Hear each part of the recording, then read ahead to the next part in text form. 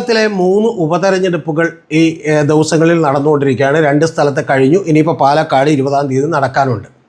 ഈ 3 തെരഞ്ഞെടുപ്പിൻ്റെ പ്രചരണവും വളരെ ദുരന്തമായിരുന്നു എന്ന് വിചാരിക്കുന്ന ഒരാളാണ് ഞാൻ. അതിൻ്റെ കാരണം യഥാർത്ഥത്തിൽ ജനങ്ങൾ അനുഭവിക്കുന്ന പ്രശ്നങ്ങളൊന്നും ഒരു സ്ഥലത്തും ചർച്ചയായില്ല. ഇപ്പോൾ വയനാടൊക്കെ തന്നെ അവിടെയുള്ള വന്യമൃഗങ്ങളുടെ ആക്രമണമോ അല്ലെങ്കിൽ അവിടെയുള്ള ഇപ്പോൾ ലാൻഡ് സ്ലൈഡ് ഉണ്ടായതിന് ശേഷമുള്ള പുനരധിവാസമോ ഒന്നും വേണ്ട വിധത്തിൽ പലപ്പോഴും അവിടെ ചർച്ച ചെയ്യപ്പെട്ടില്ല. മറ്റ് നിരവധി പ്രശ്നങ്ങളുണ്ട്. വളരെ ബാക്ക്വേർഡായി നിൽക്കുന്ന ഒരു ജില്ല കൂടിയാണ് വയനാട് എന്ന് പറയുന്നത്. ഇതൊന്നും അവിടെ ചർച്ച ചെയ്യപ്പെട്ടില്ല. ഇതുകൂടാതെ നമ്മൾ ചേലക്കരയിലേക്ക് വരുമ്പോൾ ചേലക്കരയിൽ അവിടെ ഏറ്റവും ഇപ്പോൾ അവിടുത്തെ റോഡുകളൊക്കെ തന്നെ പൊട്ടിപ്പൊളിഞ്ഞതാണ്. ഏറ്റവും പുറകിൽ നിൽക്കുന്ന വികസനത്തിൻ്റെ കാര്യത്തിൽ നിൽക്കുന്ന ഒരു മണ്ഡലമാണ് ചേലക്കര എന്ന് പറയുന്നത്. ഒരു SC/ST സംവരണം ചെയ്യപ്പെട്ട മണ്ഡലമാണ്. ആ തരത്തിലുള്ള വികസനമില്ലായ്മയൊന്നും അവിടെ ചർച്ച ചെയ്യപ്പെട്ടില്ല. PV അൻവറൊക്കെ ഉയർത്തിയിട്ടുള്ള ആരോപണങ്ങൾ പോലും വേണ്ട വിധത്തിൽ ഈ തെരഞ്ഞെടുപ്പുകളിലൊന്നും ചർച്ച ചെയ്യപ്പെട്ടില്ല. നമ്മൾ പാലക്കാടേക്ക് വരുമ്പോൾ പാലക്കാട് അവിടെ നെൽകർഷകരുടെ പ്രശ്നങ്ങളുണ്ട്. കൂടാതെ അവിടെ മുനിസിപ്പാലിറ്റി, പാലക്കാടിൻ്റെ ഏറ്റവും പ്രധാനപ്പെട്ട മുനിസിപ്പാലിറ്റി നമുക്കറിയാം BJP ആണ് ഭരിക്കുന്നത്. ആ ഭരിക്കുന്ന മുനിസിപ്പാലിറ്റിയിൽ ഒരു വികസനമില്ലായ്മകൾ അവിടെ ചർച്ച ചെയ്യപ്പെട്ടില്ല. തൊട്ടടുത്തുള്ള 2 പഞ്ചായത്തുകളിൽ ഒന്ന് CPM-ഉം അതുപോലെ തന്നെ ഒന്ന് മുസ്ലിം ലീഗും ഒക്കെ ഭരിക്കുന്നുണ്ട്. ഈ പ്രാമുഖ്യമുള്ള പഞ്ചായത്തുകളുണ്ട്. ഇവിടെയുള്ള വികസനമില്ലായ്മകൾ ചർച്ച ചെയ്യപ്പെട്ടില്ല. ഇതെല്ലാറ്റിനും കൂടാതെ നമ്മളെ ചർച്ച ചെയ്യപ്പെട്ടില്ലെങ്കിലും ജനങ്ങൾ ഗൗരവത്തിൽ എടുത്തിട്ടുണ്ടാകും എന്നാണ് ഞാൻ വിചാരിക്കുന്നത്. പക്ഷേ എങ്കിലും ചർച്ച ചെയ്യപ്പെടാത്തൊരു കാര്യം നമ്മുടെ സംസ്ഥാന ഗവൺമെൻറ്റിൻ്റെ ഒരു കെടുകാര്യസ്ഥതയും അങ്ങേയറ്റത്തെ അഴിമതിയും ഒന്നും ചർച്ച ചെയ്യപ്പെട്ടില്ല. ഇത്തരത്തിൽ പലപ്പോഴും ഒരു രാഷ്ട്രീയമോ അല്ലെങ്കിൽ വികസനമോ ഒന്നും വേണ്ട വിധത്തിൽ ചർച്ച ചെയ്യപ്പെടാതെ പോയ തെരഞ്ഞെടുപ്പുകളാണ് ഇപ്പോൾ സംഭവിച്ചുകൊണ്ടിരിക്കുന്നത്. പക്ഷേ ഇതിൽ ഈ കഴിഞ്ഞ ദിവസങ്ങളിലായിട്ട് പാലക്കാട് മാത്രം ഏറ്റവും പ്രധാനപ്പെട്ട ഒരു കാര്യം ചർച്ച ചെയ്യപ്പെടുന്നുണ്ട്. ആ ചർച്ച ചെയ്യപ്പെടുന്ന കാര്യത്തെക്കുറിച്ച് വിശദമാക്കാനാണ്, കുറച്ച് കാര്യങ്ങൾ പറയാനാണ് ഈ വീഡിയോ എടുത്തത്.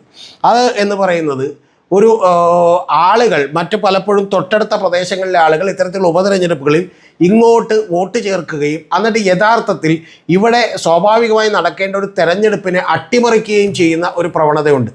അതിനെക്കുറിച്ച് ഏറ്റവും ആദ്യം ചില ചാനലുകൾ പുറത്തേക്ക് വാർത്ത വിട്ടു. ആ വാർത്ത വിട്ടതിൻ്റെ പുറകെ തന്നെ EN സുരേഷ് ബാബു എന്ന് പറയുന്ന CPM-ൻ്റെ ജില്ലാ സെക്രട്ടറി വന്നിട്ട് 2700-ഓളം വോട്ടുകൾ ഇതുപോലെ ചേർത്തിട്ടുണ്ട് എന്നുള്ളത് പറഞ്ഞു. പിന്നീട് നമുക്കറിയാം BJP-യുടെ ജില്ലാ പ്രസിഡന്റിന് ഇരട്ട വോട്ടുണ്ട് എന്ന് പറഞ്ഞു. അത് പിന്നെ അദ്ദേഹം ജില്ലാ കമ്മിറ്റി ഓഫീസിലാണ് താമസിക്കുന്നത്. അപ്പോൾ അദ്ദേഹം ഇങ്ങോട്ട് വോട്ട് മാറ്റിയതാണ്. മറ്റേ സ്ഥലത്തുള്ള വോട്ട് മാറ്റാൻ അദ്ദേഹം അപേക്ഷ കൊടുത്തിട്ടുണ്ട് എന്ന് പറയുന്നു. അപ്പോൾ അദ്ദേഹത്തിൻ്റെ പേരിൽ തെറ്റില്ല എന്ന് വിചാരിക്കാം. പിന്നെ ഏറ്റവും ഒടുവിൽ നമുക്കറിയാം സരിനും സൗമ്യയുടെയും ഇതുപോലെ അവർക്ക് ഏറ്റവും ആദ്യം തൃശ്ശൂരായിരുന്നു വോട്ട്, പിന്നീട് ഇങ്ങോട്ട് ഒറ്റപ്പാലത്തേക്ക് മാറ്റി. ഒറ്റപ്പാലത്ത് നിന്ന് ഇപ്പോൾ വീണ്ടും അദ്ദേഹം പാലക്കാടേക്ക് മാറ്റിയിരിക്കുന്നു. അത് സ്വന്തം പ്രോപ്പർട്ടിയിലാണെന്ന് പറഞ്ഞ് ഒരു വലിയ പത്രസമ്മേളനമൊക്കെ നടത്തി.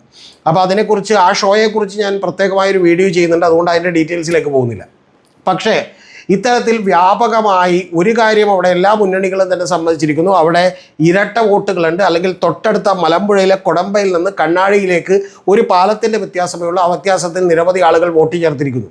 അതിൽ ചില ആളുകൾ TV-കാരുടെ ചാനലുകൾക്ക് മുമ്പിൽ തന്നെ വന്ന് കൃത്യമായി പറഞ്ഞു കഴിഞ്ഞിരിക്കുന്നു, ഞങ്ങൾക്ക് അവിടെ വോട്ടുണ്ട്, പകരം ഇവിടെയും വോട്ടുണ്ട്. അത്തരത്തിൽ ഇരട്ട വോട്ടൊക്കെ ഉള്ളത് വലിയ കുറ്റകൃത്യമാണ്.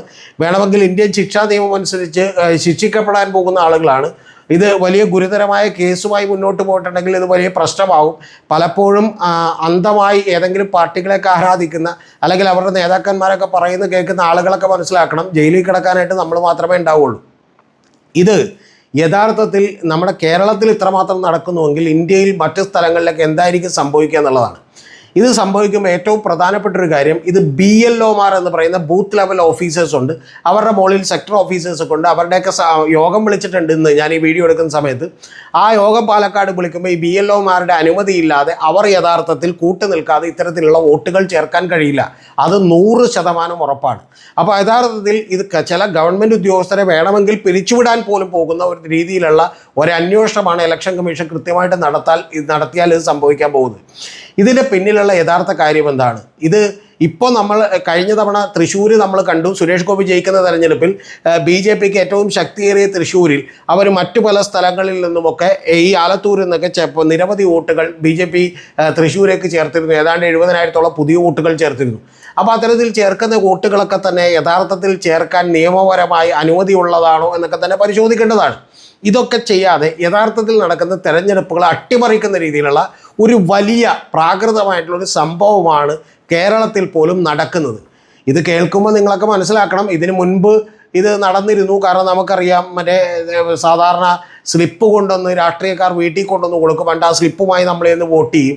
അന്നേരം വോട്ടേഴ്സ് ID കാർഡോ അല്ലെങ്കിൽ ആധാർ കാർഡോ ഒന്നും വേണ്ട. എന്തായാലും അതിൽ നിന്ന് പുരോഗമിച്ചതുകൊണ്ട് ഇപ്പോൾ കള്ള വോട്ടുകൾ ഒരു ഗണ്യമായി കുറഞ്ഞു. ആ കുറഞ്ഞിട്ടുണ്ടെങ്കിൽ പോലും ഇപ്പോൾ ഇത്തരത്തിൽ വോട്ടുകൾ ചേർത്തുകൊണ്ട് അത് ജയിക്കാനുള്ള, തെരഞ്ഞെടുപ്പിനെ അട്ടിമറിക്കാനുള്ള ഒരു പരിപാടിയാണ് നടക്കുന്നത്. ഇതിൽ അങ്ങേയറ്റം കൃത്യതയോടുകൂടി ഇലക്ഷൻ കമ്മീഷൻ നടപടിയെടുക്കണം. കുറേ ആളുകളെങ്കിലും ശിക്ഷിക്കണം. ചില ഗവൺമെൻറ് ഓഫീസേഴ്സിനെങ്കിലും പിരിച്ചുവിടണം. അങ്ങനെ പിരിച്ചുവിട്ടാൽ മാത്രമേ ഇത് നിർത്താൻ കഴിയുള്ളൂ. ഒന്നാമത്തെ കാര്യം. രണ്ടാമത്തെ കാര്യം, ഗവൺമെൻറ്റിന് ഇത് വളരെ എളുപ്പത്തിൽ വേണമെങ്കിൽ ഇതൊക്കെ ഒഴിവാക്കാവുന്ന കാര്യമേ ഉള്ളൂ. അതിൽ കുറേ പുരോഗതി നേടിയത് ഇപ്പോൾ നരേന്ദ്രമോദി ഗവൺമെൻറ് വന്നതിന് ശേഷമാണ്.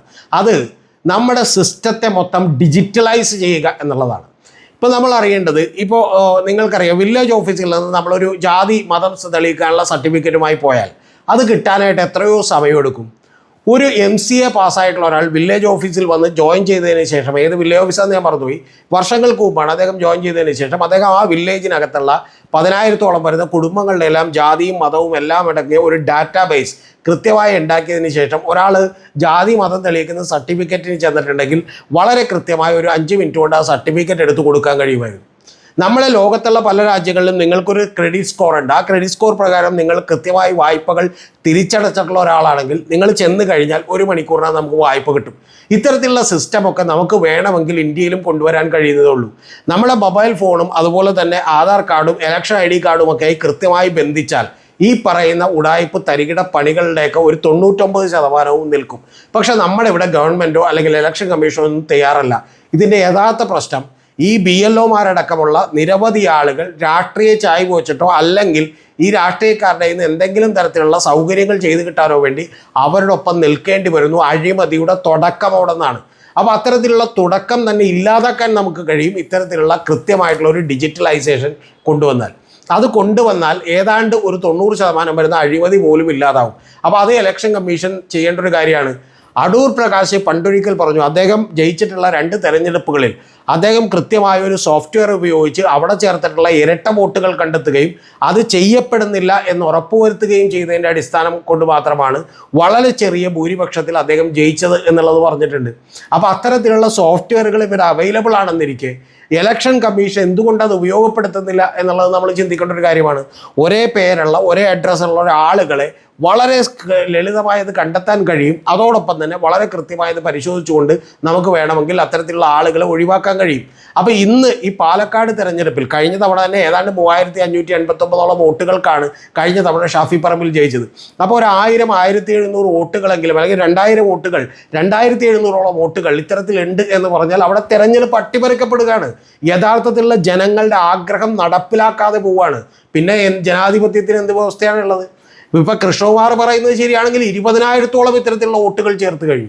നേരത്തേക്ക് ഇതിൻ്റെ ആശാന്മാരായിരുന്നത് CPM ഒക്കെയാണ്. കാരണം അവർക്ക് വലിയ തോതിലുള്ള സംവിധാനം ഉണ്ടായിരുന്നു. ഇപ്പോൾ ഷാഫി പറമ്പിലിനെ പോലെയുള്ള ചില ആളുകളുമൊക്കെ അത് ഉപയോഗിക്കുന്നുണ്ടാവാം. ഇപ്പോൾ വ്യാജ ഐഡൻറ്റിറ്റി കാർഡ് ഉപയോഗിച്ച് യൂത്ത് കോൺഗ്രസിൻ്റെ ഇലക്ഷൻ നടത്തിയത് നമുക്കറിയാം. അത് യഥാർത്ഥത്തിൽ സംഭവിച്ച കാര്യം തന്നെയായിരിക്കും. പിന്നെ ഇവർ രാഷ്ട്രീയക്കാരും ശിക്ഷിക്കപ്പെടുമെന്ന് നിങ്ങളാരും വിചാരിക്കേണ്ട. കാരണം ഇവരൊക്കെ തമ്മിലൊരു കൊടുക്കൽ വാങ്ങലുള്ളതുകൊണ്ട് ശിക്ഷിക്കപ്പെട്ടില്ല. 20-ാം തീയതി വരെ ഫൈറ്റ് ഉണ്ടാവുള്ളൂ. പക്ഷേ ഇത് യഥാർത്ഥത്തിൽ കഷ്ടപ്പെട്ട് ദുബായിൽ നിന്നും ഷാർജയിൽ നിന്നും പലപ്പോഴും ബാംഗ്ലൂരിൽ നിന്നുമൊക്കെ കഷ്ടപ്പെട്ട് വന്ന് തെരഞ്ഞെടുപ്പിന് വോട്ട് ചെയ്യുന്ന ആളുകളെ പറ്റിക്കുന്ന, വഞ്ചിക്കുന്ന നിലപാടാണ് ഇത്തരത്തിൽ വോട്ട് ചേർക്കുന്ന രാഷ്ട്രീയ പാർട്ടികൾ കാണിക്കുന്നത്. ഇത് ഒരാൾ മാത്രം ചെയ്യുമെന്ന് ഞാൻ വിചാരിക്കുന്നില്ല, മിക്ക ആളുകളൊക്കെ ചെയ്യുന്നുണ്ടാവും. അപ്പോൾ അതുകൊണ്ട് ഇത് കൃത്യമായി തടയാൻ നമ്മുടെ ഗവൺമെൻറ് തയ്യാറാകേണ്ടതാണ് ഒന്ന്. രണ്ടാമത്തെ കാര്യം ഞാൻ പറഞ്ഞു, നമ്മുടെ വില്ലേജ് ഓഫീസ് അടക്കം താലൂക്ക് ഓഫീസ് അടക്കം എല്ലാ ഓഫീസുകളിലും തന്നെ വളരെ കൃത്യമായ ഒരു ഡിജിറ്റലൈസേഷൻ കൊണ്ടുവന്നാൽ, ആളുകൾക്ക് കൊടുക്കാനുള്ള പണം നേരിട്ട് അവരുടെ അക്കൗണ്ടുകളിലേക്ക് കൊടുക്കുന്ന സിസ്റ്റം കൊണ്ടുവന്നാൽ തീർച്ചയായിട്ടും അത് ഈ തരത്തിലുള്ള അഴിമതികൾ കുറക്കാൻ കഴിയും. തെരഞ്ഞെടുപ്പിലും അഴിമതികളും അതുപോലെ തന്നെ തട്ടിപ്പുകളും കുറക്കാൻ ഈ സിസ്റ്റം നമ്മൾ ഉപയോഗപ്പെടുത്തണം. അതാണ് ഇതിൻ്റെ ഏറ്റവും പ്രധാനപ്പെട്ട പാഠമെന്ന് പറയുന്നത്. ഇപ്പം തന്നെ നമുക്കറിയാം, സബ്സിഡികളും കേന്ദ്ര ഗവൺമെൻറ് പരിപാടികളുമെല്ലാം ബാങ്കിലേക്ക് നേരിട്ട് വരുന്നതുകൊണ്ട് ഇടനിലക്കാർ ഒഴിവാക്കുന്നു. അത്തരത്തിൽ ഇടനിലക്കാരെ ഒഴിവാക്കിക്കൊണ്ട് SC/ST അവർക്കും ഒക്കെയുള്ള നിരവധി ആനുകൂല്യങ്ങൾ നേരിട്ട് അവരിലേക്ക് എത്താൻ കഴിയണം. അങ്ങനെ എത്താത്തത് കൊണ്ടാണ് ഷെഡ്യൂൾഡ് ട്രൈബായിട്ടുള്ള ആളുകൾ 2 ലക്ഷത്തിൽ 4 ലക്ഷത്തോളം വരുന്ന ആളുകൾ, കേരളത്തിലുള്ള ആളുകൾ, അവർക്ക് കോടിക്കണക്കിന് രൂപ ചിലവാക്കിയിട്ടും അവർക്കൊരു ഡെവലപ്മെൻറ്റും ഇല്ലാതെ ഇപ്പോഴും ജീവിക്കേണ്ടി വരുന്നത്. അതുകൊണ്ട് ഈ ആധുനിക കാലഘട്ടത്തിൽ മനുഷ്യർക്കെല്ലാം ഇത്തരം വിവരമുണ്ടാകുന്ന ഒരു കാലഘട്ടത്തിൽ, നമ്മൾ ടെക്നോളജിക്കലി വളരെ അപ്ഡേറ്റ് ആയിട്ടുള്ള ഒരു കാലഘട്ടത്തിൽ 3.5 കോടി ജനങ്ങൾക്ക് ഏതാണ്ട് 4.5 കോടിയോളം വരുന്ന മൊബൈൽ ഫോണുകൾ, സ്മാർട്ട് ഫോണുകളുള്ള കേരളത്തിൽ നമ്മളൊന്ന് ആലോചിച്ച് നോക്കണം. ഇത്തരത്തിൽ ഈ പറയുന്ന തട്ടിപ്പൊക്കെ കാണിക്കാനുള്ള അവസരം ഒരുക്കുന്നത് ഗവൺമെൻറ്റിൻ്റെയും ഇലക്ഷൻ കമ്മീഷൻ്റെയൊക്കെ നിഷ്ക്രിയത്വമാണ്. നമ്മുടെ രാഷ്ട്രീയ പാർട്ടികൾ തമ്മിലുള്ള ഒത്തൊരുമയാണ് ഈ വക തരികിടകൾ കാണിക്കാൻ. അത് ഒഴിവാക്കിക്കൊണ്ട് ഗവൺമെൻറ് ഇതിൻ്റെ പുറത്ത് നടപടിയെടുക്കണം. എനിക്ക് പറയാനുള്ളത് കേന്ദ്ര ഗവൺമെൻറ്റിനോടും കേരള ചീഫ് ഇലക്ഷൻ കമ്മീഷനോടും ഒക്കെയാണ്. പലപ്പോഴും ഞാൻ ഈ കാര്യം ടിക്കാറാം മീണ എന്ന് പറയുന്ന നേരത്തെ നമ്മുടെ ചീഫ് ഇലക്ടറൽ ഓഫീസറായിരുന്ന അദ്ദേഹത്തോട് പോലും ഞാൻ ഒരിക്കൽ സംസാരിച്ചിട്ടുണ്ട്. അപ്പം നമുക്കെല്ലാം അറിയുന്ന ഒരു കാര്യം, ഇതിൽ അവരുടെ ഉദ്യോഗസ്ഥന്മാരുടെ പരിമിതിയാണ്. എത്ര ഫണ്ട് കേന്ദ്ര ഗവൺമെൻറ് കൊടുത്തുകൊണ്ട് പോലും ഇതിൽ കൃത്യമായ സുതാര്യത വരുത്താനും ഇത്തരത്തിൽ ഇരട്ട വോട്ടുള്ള ആളുകൾക്കെതിരെ നടപടിയെടുക്കാനും അത് കൃത്യമായി ഒഴിവാക്കപ്പെട്ടില്ലെങ്കിൽ ആ ഉദ്യോഗസ്ഥനെ ചോദ്യം ചെയ്യാനും അതിന് ഏറ്റവും ലെവലിലുള്ള ബൂത്ത് ലെവൽ ഓഫീസേഴ്സും സെക്ടറൽ ഓഫീസേഴ്സിനൊക്കെ ഉത്തരവാദിത്തമുണ്ടാകാനും ഈ പറയുന്ന വിവാദം സഹായിക്കട്ടെ എന്ന് മാത്രമേ നമുക്ക് ആശിക്കാൻ കഴിയൂ.